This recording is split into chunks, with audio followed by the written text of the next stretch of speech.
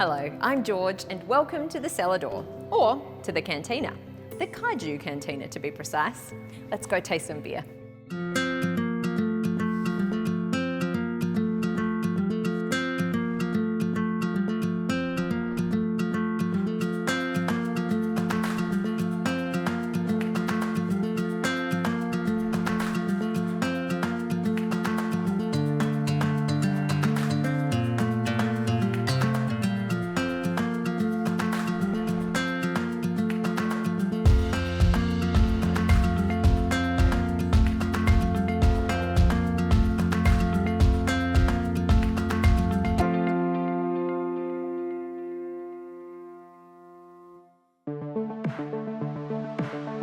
Today I'm taking a break from the vineyards and heading to Melbourne's southeastern suburb of Huntingdale, home to the newly opened Kaiju Cantina.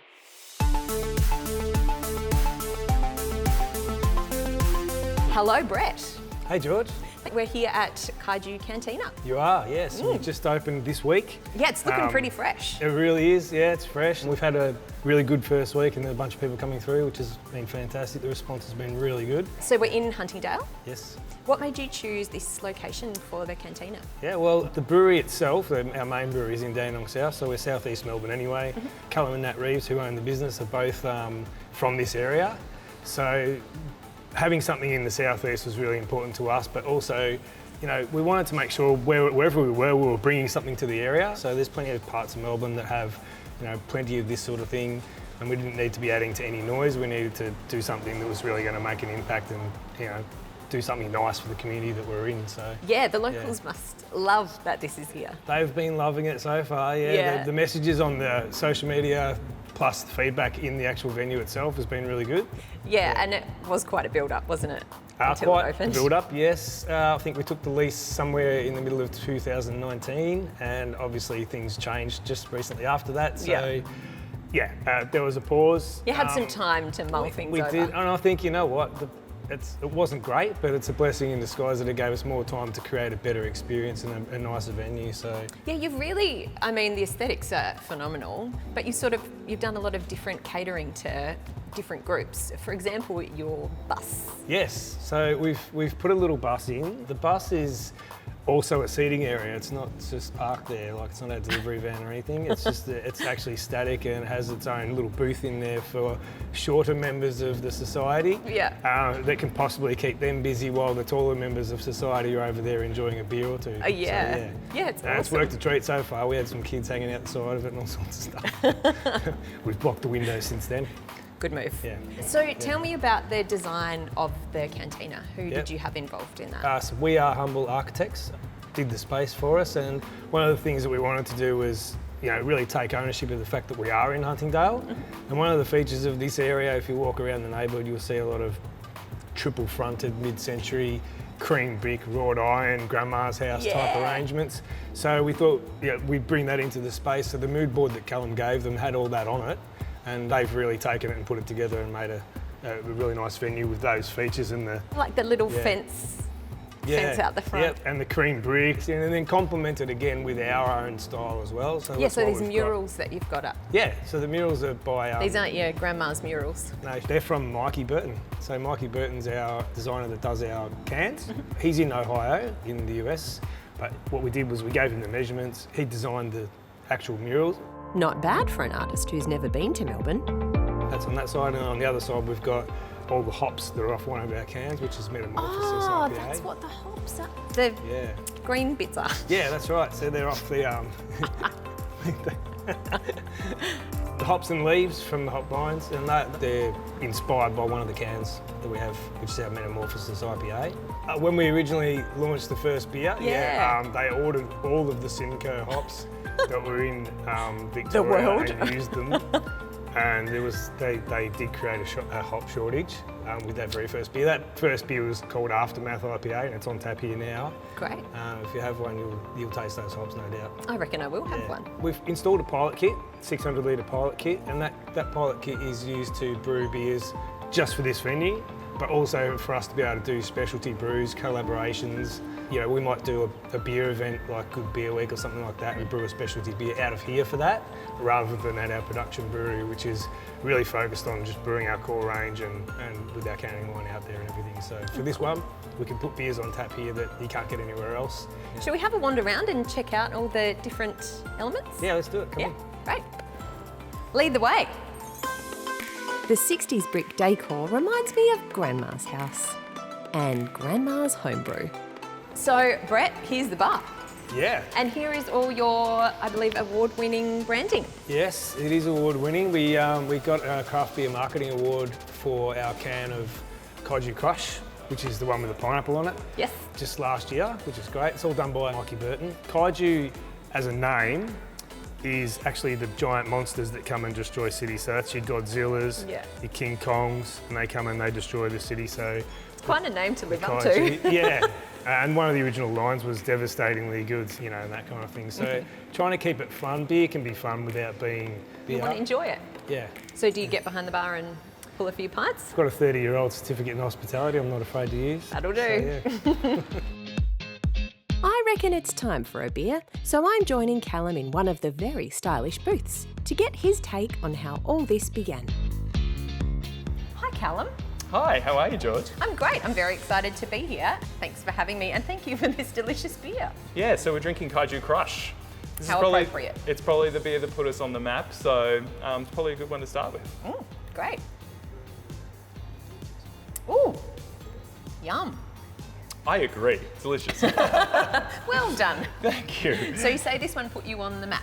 Yeah, so before this, we were really making very high alcohol, over the top hoppy kind of beers, which we still make, but this was the first one that we thought we'll do something a little bit more approachable.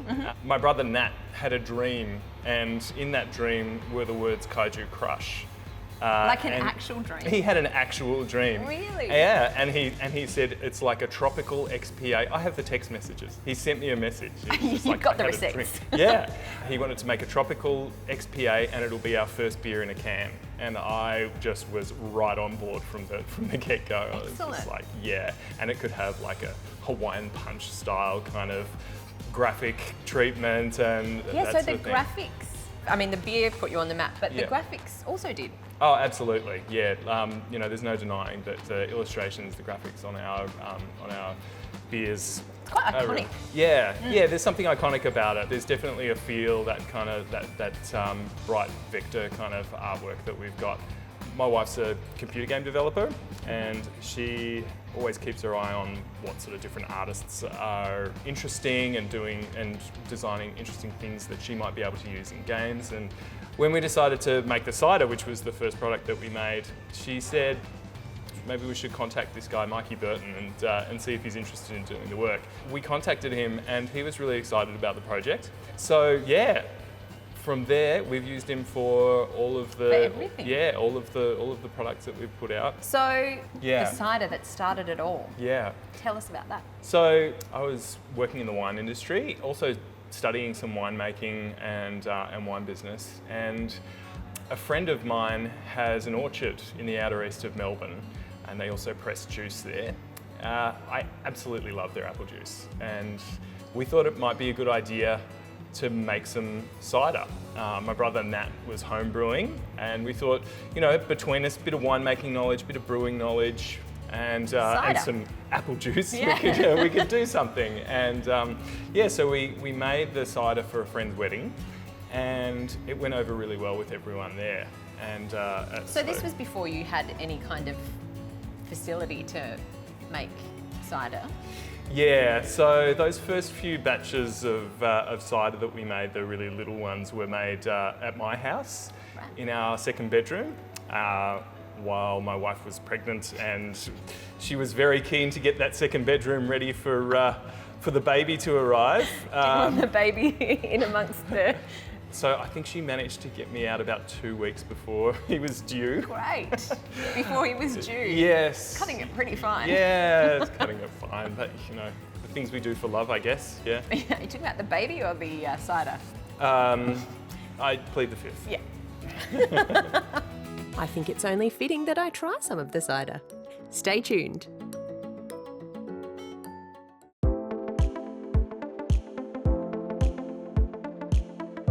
Up at the bar, it's time for a few rounds, starting with Golden Axe cider. The first drink that we made and sold 10 years ago. I can smell those apples. I think I'm going to like them That's what it's all apples. about. Has Yeah. it changed much, the formula? Not at all. Not at all. No, we haven't changed the recipe at all. You nailed it the first time. The juice from the same place, we use the same yeast, fermented cold, and it's still filtered down to this clear kind of colour. We ferment the juice out to dry, and then we add back some fresh juice to get a little bit of sweetness into it. And the idea is that it's like biting into a fresh apple when you taste it. It's very healthy. Yeah. Yeah, There's that apple juice. It's like childhood with a kick. I just That really is a like good it. cider. Thank you. So I get like aromas of blossoms and freshly cut apples. Yeah. Yeah, and on the palate, it's just got that really nice acidity balanced with the sweetness, and it's really kind of Moorish. So Yeah, I love it is. Yeah, it's got that like very clean, dry Yeah, finish to it. for me, I really enjoy having a cider after a couple of bigger beers. It's yeah. a really good way to Okay, reset the cleanser. palate. Yeah. Yeah, I guess it has got almost that sorbet lift to it. Absolutely. Something of an amuse-bouche, if you would. Yes, Yeah. yes, I agree. Shall we move on to appetizers? Absolutely. What's next on the menu? Let's try a few more, shall we? What do we have in our gorgeous little jars now? These little tasters are actually shaped like cans. Yes! Tiny little Tiny cans. glass tinnies. Yeah, that don't have anywhere near enough beer in them. This beer is Coaster Bright Ale. And Right. This is quite new for us. It's a beer that we made specifically for the cantina. With the idea was basically to have this kind of style of beer at the cantina to kind of broaden the audience of our beers a bit. This one isn't dry hopped. It's a much more approachable kind of a flavour to people who've been drinking beers like Session lagers. session lagers. Yeah, it's much closer in style to that. So with the hops, do you add it in earlier so that the flavour kind of mellows a bit, or? All of the hops is in the kettle and whirlpool sections of the brewery. We don't use any hops in the fermenter for this one. Right. It's all earlier hops, which means we don't have as much of the fruity kind of aromas and The flavours. bigger craft beer. sort Yeah. of. It's much less crafty tasting. It's actually really difficult to make a style like this. There's nowhere to hide. You've really got to get the fermentation and the grains and that sort of thing right for it to taste good. And this one tastes really great. So Can't enjoy. wait to find out. That is bright. Yeah. It's still got a bit of hops to it. Yeah. So there is definitely some fruity flavour in there, but you're not getting like the, Savoury. yeah, more savoury. You're not getting the resiny kind of character on the palate as much. Perfect for the more traditional beer fans out there. Looking at you, Grandma. Yeah, we were thinking about what to do with the bus and the fact that it's a coaster, and it just sort of twigged that coaster would be a really good name for a beer. Especially a cruisy one that you can just kind of just sink it. Exactly, yeah, something pretty easy drinking like this. So yeah, I got straight onto Trademark Australia. Typed it in and no one was using it, so. Well, you got to jump on a great idea. So the next beer that we're tasting is one of our one-off beers. The special. Yeah, it will appear on tap and then be on for a little while and never to appear again. This one's called Tangerine Love Machine. Oh, And it's actually named after our friend Nick's bright tangerine Monaro Right. from probably 10 or 15 years ago. He had this beautiful, tangerine love perfectly machine. kept tangerine love machine, and we wanted to make a beer with some citrus kind of flavors in it, and the idea of making it tangerine just felt so right with that story. Yeah. So the label on the cans that we made of it had a picture little of his car. car, and Aw. yeah. To the love Cheers. machine.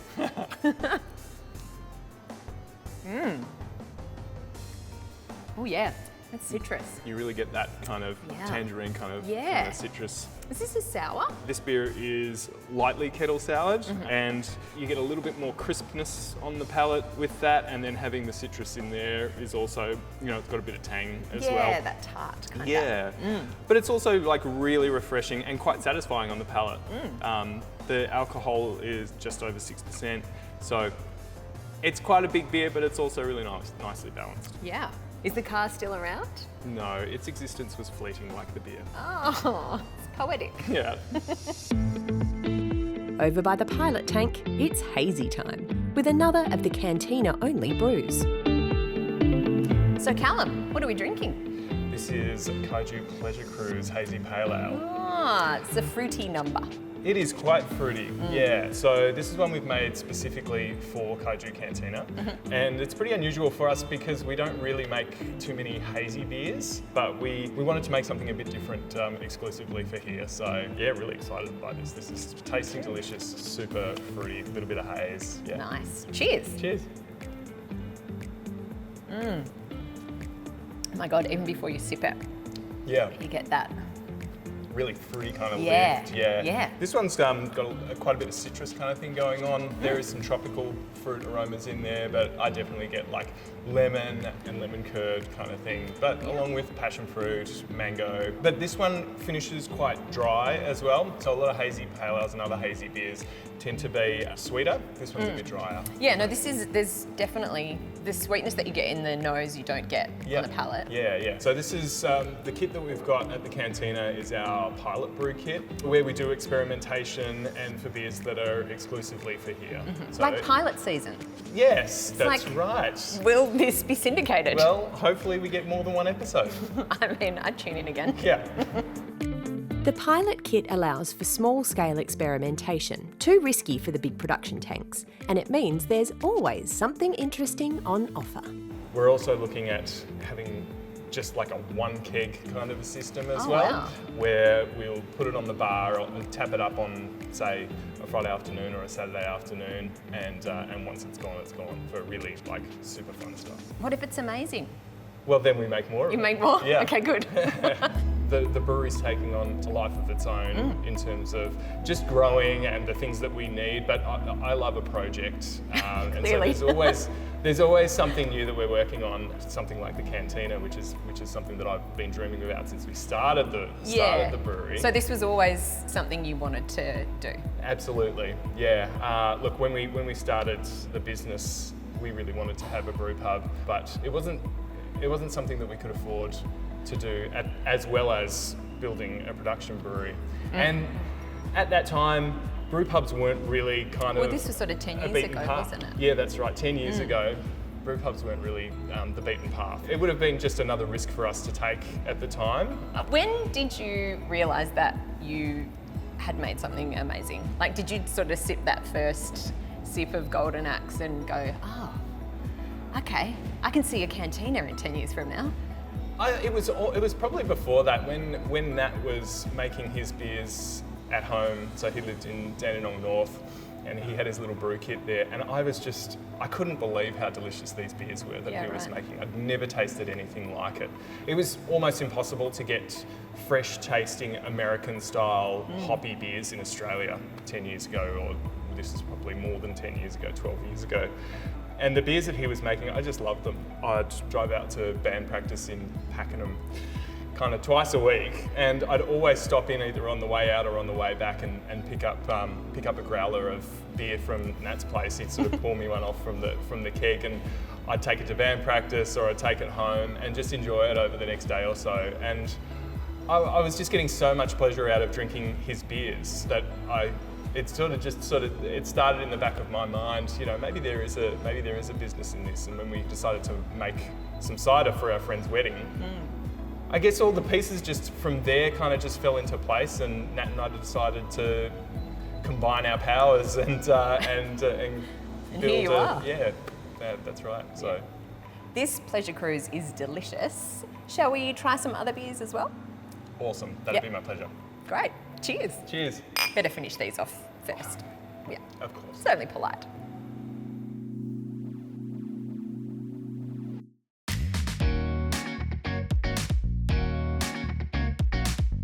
I'm suitably warmed up now, but there's still so much more to try, so it's back to the bar to see what else Callum has in store.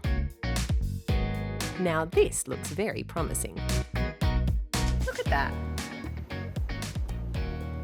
This gorgeous little beer is called Cthulhu on the Moon Black IPA. Bless you. Cthulhu comes from one of the H.P. Lovecraft novels. Science fiction writer. Sort of like, what is it? Gothic, Gothic fantasy. Of course, yes. Gothic fantasy. Gothic fantasy. I'm going to get into so much trouble because I don't really know. Matt is the Lovecraft guy. Right. So Cthulhu from the Call of Cthulhu, one of H.P. Lovecraft's novels about the elder gods. So the idea of Cthulhu was that it haunts people, and they keep coming back and trying to find Cthulhu, like I do with this beer. There's a lot of poetry in these titles. We think about it a lot. What else are we going to do? So, Shall we drink it? shall we? Oh my God, that smells so good. So for this one, it balances like an IPA. So it's full flavour, it's hoppy, but you've got some nice roasty kind of characters. That coffee. beautiful, deep, stouty. Yeah, almost. yeah, absolutely. So there's a bit of dark malt in there, obviously, to bring the blackness, but that also gives the roasty, chocolatey, coffee kind of the coffee flavours. Notes coming through. But heaps of hops in there, so there's bitterness. It makes it quite a satisfying and refreshing drink. And haunting. It's so good. Yeah. And last but not least, well, first actually, We're circling back to the beginning. That's right, yeah. So this is Aftermath Double IPA. This beer, when we had a different name when we started the business, we were called Monster Mash, but there was a certain energy drink company that didn't like that. So we changed the name quickly and graciously to Kaiju Beer. And yeah, so this is our double IPA that we started out with. 9.1% alcohol. It's more in a West Coast sort of style of double IPA. Very So very what's hoppy. that mean for flavours? Oh, so big. So it's more resinous hops, piney, citrusy kind of hop varieties. Earthy and spicy and fruity as well. So delicious. Yum. Ooh. Oh yeah. Wow, that fills your mouth, doesn't Yeah, it? doesn't it? Yeah, it's really mouth-filling, and that is lots of resin. It's the alcohol and It's like a meal. sweetness. It's all playing in together to give a really kind of satisfying palate experience. And is this the one that you bought all the hops for? Yeah. So when we first made this beer, not experienced in commercial brewing, but also it wasn't that easy to get those American hops in Australia at the time. So yeah, we ordered our Simcoe hops, and apparently we ordered everything that was available in the state. So yeah, when other people went to order it, they couldn't get it because it was run out. It was all with yeah, you. Making this. just making this beer, and it was worth it. I agree. I'll drink to that. Cheers. before I go, I think it's time to pay a visit to the coaster. Well, I've had a great day here. In fact, I think I've got a bit of a crush on Kaiju. But it's time to head home.